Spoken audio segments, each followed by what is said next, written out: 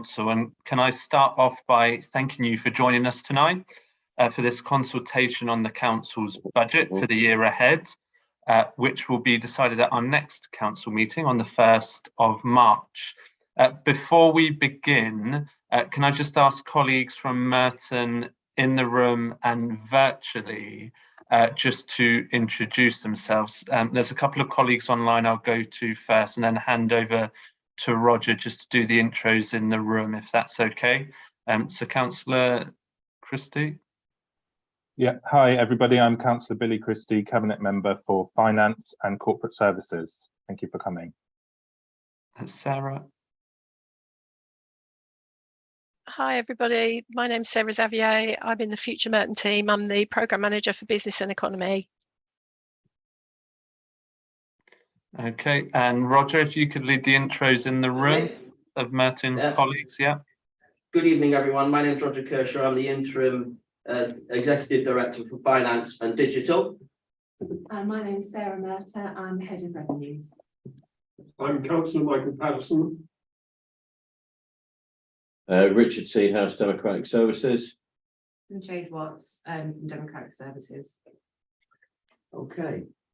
Brilliant. Okay, and sorry, I think a message has just come through. So just to confirm, I'm Councillor Ross Garrod, leader of Merton Council.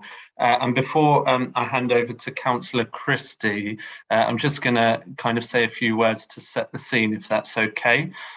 And I know from my conversations with businesses that you too have been hit hard by the cost of living emergency, when many of you are already struggling to recover from the pandemic.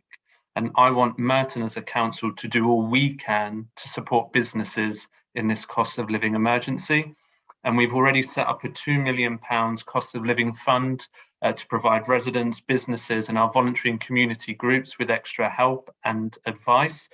And I'm keen to hear more about ways in which the council can help you.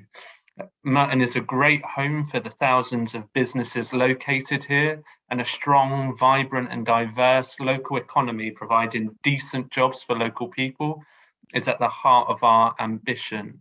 And since I became leader last year in May, we've already invested in improving shop fronts on our shopping parades and in town centres.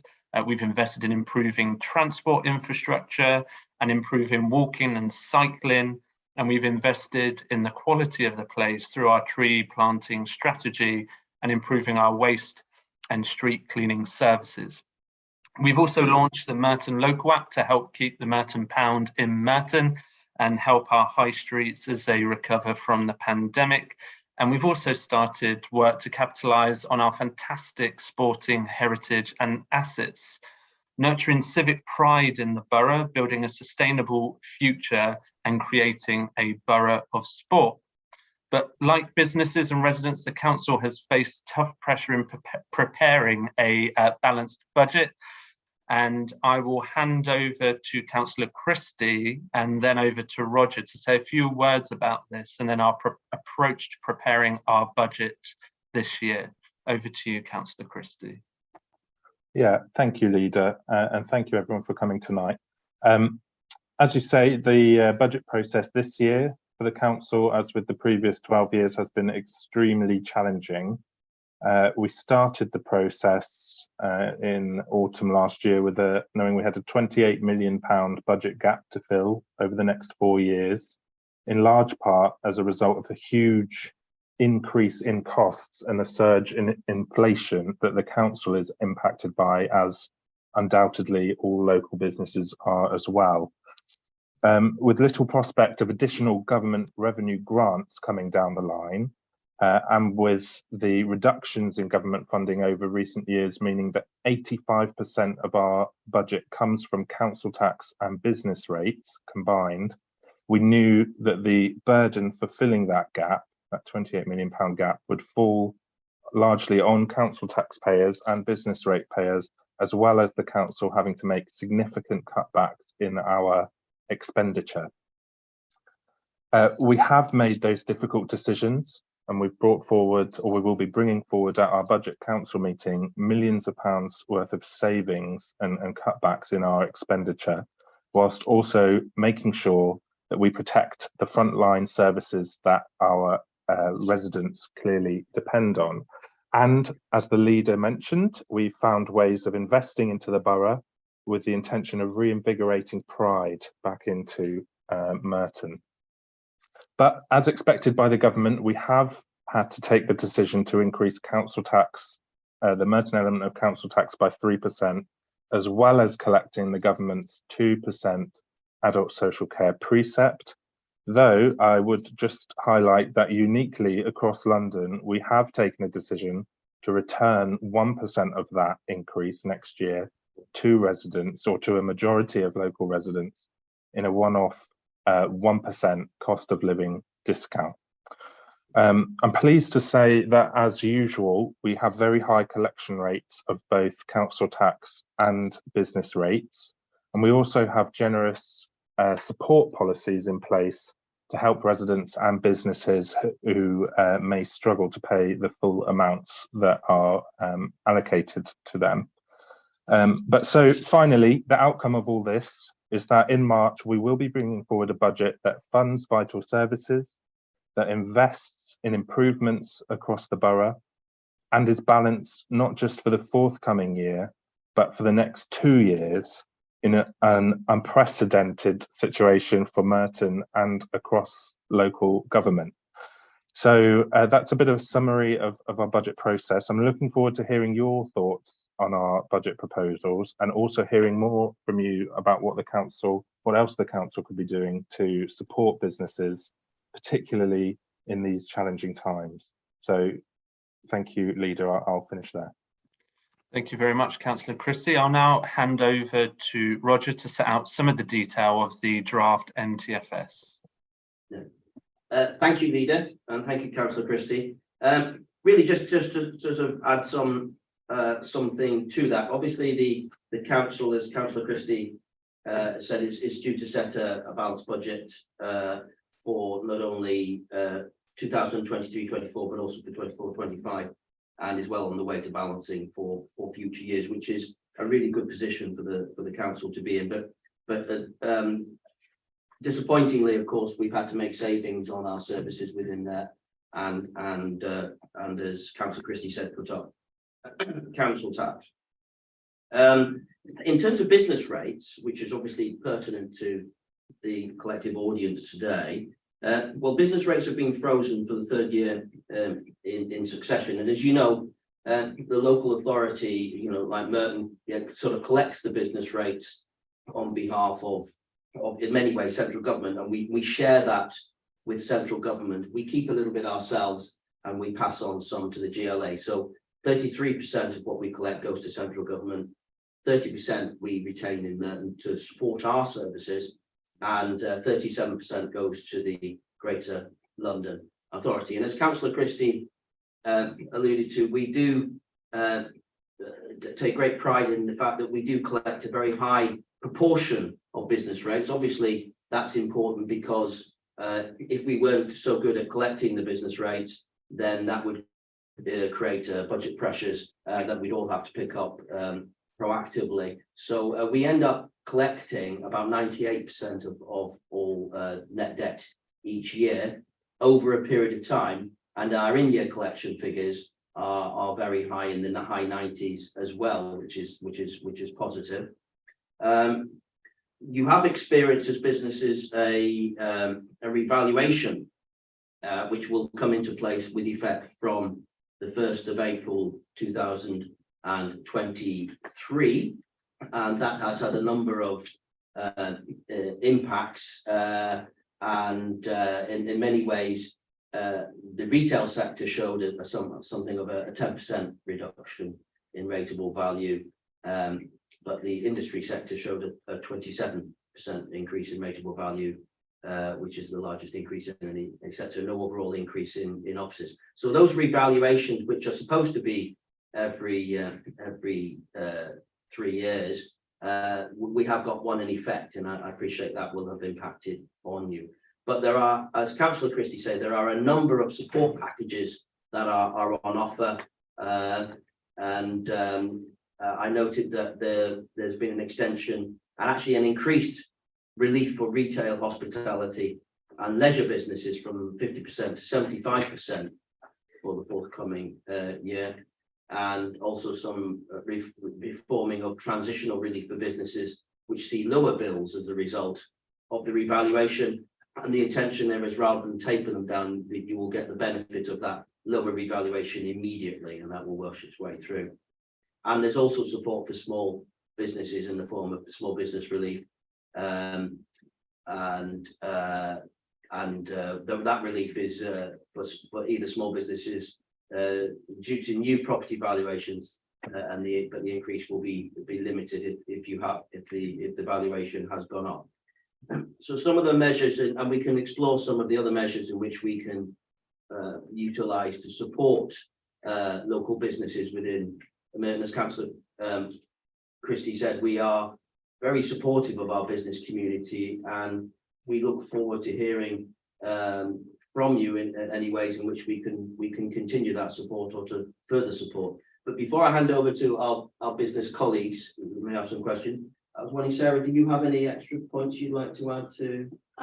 Not especially, Roger. Yeah. As you say, the biggest challenge and the biggest change really that's facing ratepayers is the revaluation. And obviously some businesses will find that their rateable values has increased, but hopefully with the transitional arrangements that the government has introduced, they'll be phased in over at least 2 to 3 years.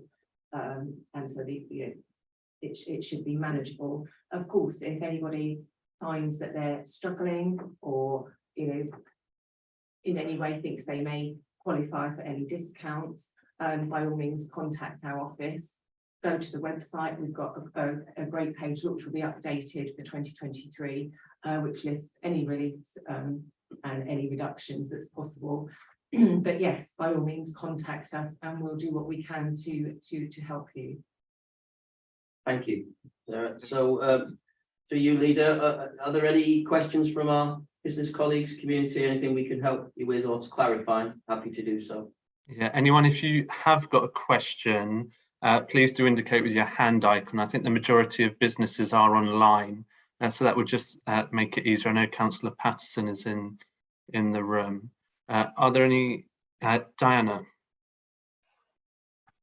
Thank you, Leader. Yes, just a quick question really in terms of the revaluations, and obviously I know that comes not from the council, but in terms of businesses being aware as to whether their business rates may increase from the 1st of April when we're midway through February now.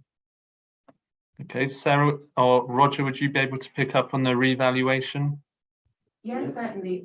We know that the Valuation Office Agency themselves have done quite a big comms and tried to contact as many of the businesses nationally as possible. At Merton also, we've got details of the Valuation Office Agency's website, whereupon a business can go in, they can enter the details of their property reference, which is available on the bill that we send them each year. They could go in and it will give them a breakdown of what their rateable value is and also what they can expect their rates to be for 23-24. So the Merton Council ourselves haven't done any particular comms, Diana, to talk to businesses about it. But to be quite frank, mostly businesses call us up, quite regularly, and they're aware of valuations, and we can help them on the phone with accessing that information where we can. Yes, thank you for that. And I mean, I think businesses that are kind of on the ball know that. It's those that it comes as an unexpected shock to, I think. And I don't know how many businesses the Valuation Office has written to. I myself occupy 2 rateable business premises, and I don't think I've had any communication from the Valuation Office. So those are the sorts of things that we all have to deal with, aren't they, when businesses start getting their bills coming through. But that's helpful. Thank you. Thank you, Diana. Oh, sorry, Roger. Yeah. Sorry, I was just going to say the bills will be going up mid-March, but we can pass on that message to the Valuation Office that this is a concern for businesses and see if they can do something more proactive. Diana? You know, I'm sure they will say they have written it's when they wrote, how long ago, and how much to the forefront it is of businesses in terms of the whole, obviously, range of financial issues that they're all having to deal with right now. That's all. But thank you for that. It's a clear process for sure.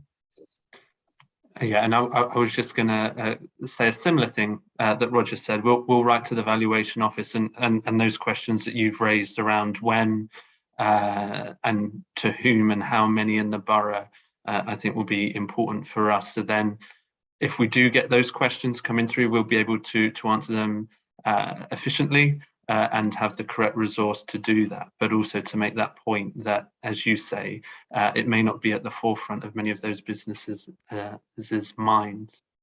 Are there any other questions from business colleagues?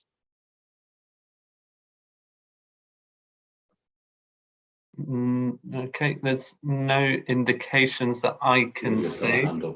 Oh, sorry, Julia. Hello, can you hear me? Yes, we can hear you. Thank you very much. I represent the Wimbledon School of English, and we have been particularly affected by COVID because of international travel restrictions, and we're just about picking up to about 60% of our business compared to 2019. And we are see ourselves in a mixture of education and leisure. And we know that other language schools like ourselves in other boroughs have been part of the business rates, retail, hospitality and leisure relief. And we're wondering if language schools could be included in that. Okay. Roger, would you be able to pick that question up? Actually, I've had, Julia, I've had quite extensive communications with Jane Doncaster. Yes. Over 2 years about the eligibility of language schools. We have carefully looked at the regulations and what governments say are qualifying businesses. Unfortunately, language schools and education, if you like, doesn't fall within the remit of retail, of the retail, leisure and hospitality reduction. It's quite clear the sort of businesses that this is aimed at, and to say, unfortunately, it doesn't include language schools. The regulations for 23-24 haven't changed at all going forward for the extended retail relief. So I'm afraid at this point, the answer is no, that you wouldn't actually qualify for that reduction. I don't know if Jane made the point that 50% of our business is education and the other part is the students staying in local homes, spending money in the town, and for example, you know, visiting museums and so on.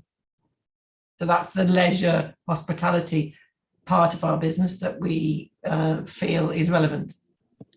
Sarah, is this, could you explain the process in terms of if there is a challenge to the position, obviously, that you've just outlined, the process for that? I don't think we're going to solve it here tonight, but it might just be helpful if there is a challenge by a business around the rate relief, what process should be followed and what information should and could be provided for a resolution to that. Yeah, sure. Just to say, just before I go on to that, Julia, is we did contact quite a lot of local authorities, especially London authorities, and nobody was at that point giving retail relief to English language or language schools at all.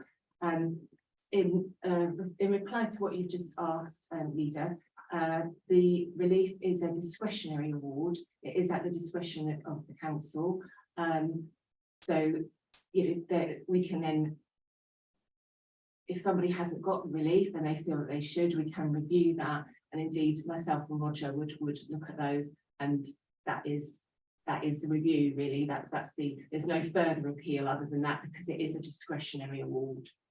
Can I ask you, how you go about that discretion? How do you determine what percentage one company should get rather than another? What's the process?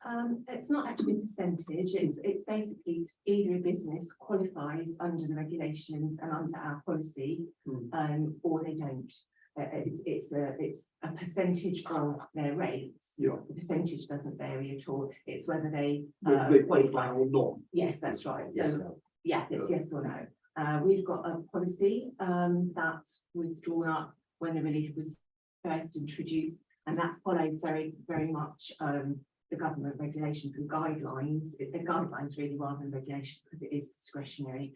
And we've also consulted with neighbouring authorities to sort of try and follow within London really what local authorities are doing as regards to this. Okay. Thank you. Thank you. Thank you. John. Hi everyone, lovely to see you all. I got just a couple of observations really, and it's probably all to do with how the sort of budget is spent on businesses to support businesses, and a lot of the things you've talked about are sort of how you can save us money on what we're paying and things like that. Absolutely, and I think you're doing a great job. First of all, thank you for what you're doing.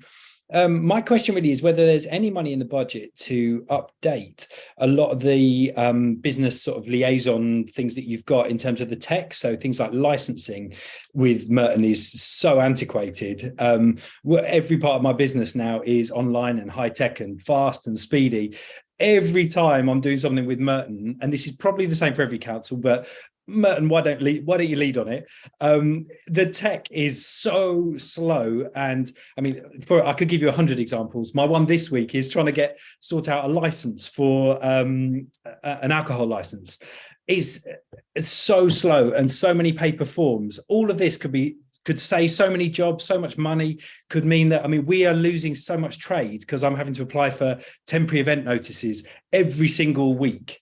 And we've now run out of the road of that just because I'm waiting for licensing to get back to me on our official one, which we had, and they're sorting something out. They're doing everything within their terms, which is 7 days, 14 days. But every other part of trying to run a business these days is not on those terms anymore, other than things with councils.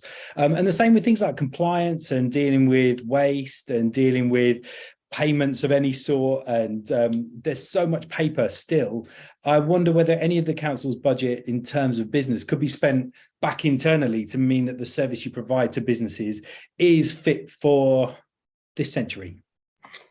Very, very good challenge, John, and not a lot of stuff there that I disagree with. I think this budget isn't going to solve all of our problems initially, and I think it's a kind of foundation to build on in future years. But there definitely is appetite with this administration and with the council in terms of how we can better that user interface, whether it's residents, whether it's businesses, in council operated systems, because we do know that improvements do need to be made. And I do know that we are exploring around a new customer strategy. It says customer, but that includes businesses and residents, and it is tackling some of those challenges and streamlining some of those services, particularly with technology that you outline, because they are areas that we are hearing about, and it is something that we want to improve, because otherwise if we don't, we get stuck behind and we lose out. Particularly if you look at building control, you'll lose out to competitors in the market where it isn't just dominated by councils. So I don't think we're going to solve the issue with this budget in this year, but it is something that we are looking to build on over the coming years. Councillor Chris, I don't know if there's anything you would like to add to that. No, I think that's absolutely right, Leader. And I know, as you say, it's not all going to be solved in this budget, but we have invested as part of the growth proposals put forward in this budget into more sophisticated software to ensure that we are at least moving in the direction of having more streamlined IT interactive systems is perhaps the word. And I don't know if Roger might have anything to add around the steps that we are taking with this budget. Though clearly there's more that will need to be done in the years ahead, and I think that's a really good point from John. Only to add, Councillor Christie, that you know, we are looking at a whole strategy around digital by design and trying to modernise our front of house to make you know, do it online services, to improve those services and to give a better customer experience. And there's a huge amount of investment in both time and focus and indeed resource that's going into this. So as Councillor Christie said, this is a journey we're on. But you know, we are working hard to improve our digital interface with our customers, and it's a key priority for the council to do that. Not just for this do it online area, but for the way we interact with all our customers from that point of view. Oh, thank you very much, Roger. Councillor Kohler, do you have a question? Thank you, Ross. Just before I ask my question, John, at Licensing Committee a couple of weeks ago, we had quite an upbeat assessment about how they were going to address some of this sort of repeating, constantly putting the same stuff in and lots of paperwork. So I left the meeting thinking, yes, they are addressing this with a focus on things like hospitality in particular. So I think there is some hope there. Can I pick up Julia's point again? This has been a sort of long-running issue now with the language schools since the beginning of COVID. The language schools are an important part of the local economy. And they haven't gotten the support that others have. I think the answer to the question basically said it's an issue of discretion. And if it is an issue of discretion, how can we move them into the category that will get some of that discretion in their favour? Because it does concern me that we've not helped them enough. And if it is discretion, can we use our discretion to help them? Thank you, Councillor Kohler. And what I would say to Julia is if you could drop me an email and enclose any supporting bits of evidence, including what other local authorities in London are doing, we can take that away and speak to the team about that. Okay, are there any other questions from our participants? Oh, Julia, did you want to come in? I just want to say thank you, and I'll do that. Okay, perfect. Thank you. Okay, there's no more questions online. Councillor Patterson, do you have a question? No, I don't have any particular questions. Brilliant. Okay, so I think that is everything for this evening. Can I thank you all for taking part tonight and giving up your time to be part of this process and to feed back in your comments. Really constructive comments there, and there's a lot for us. Sorry, what was that? So it's just somebody coming in the wrong meeting, perhaps, leader. So apologies. All right, no problem. That faith and community meeting or something. Yeah. Beauties of hybrid. Okay, yeah, so thank you very much, and we'll take away those comments that you fed into us, and again, thank you for your time this evening. Good night. Thank you.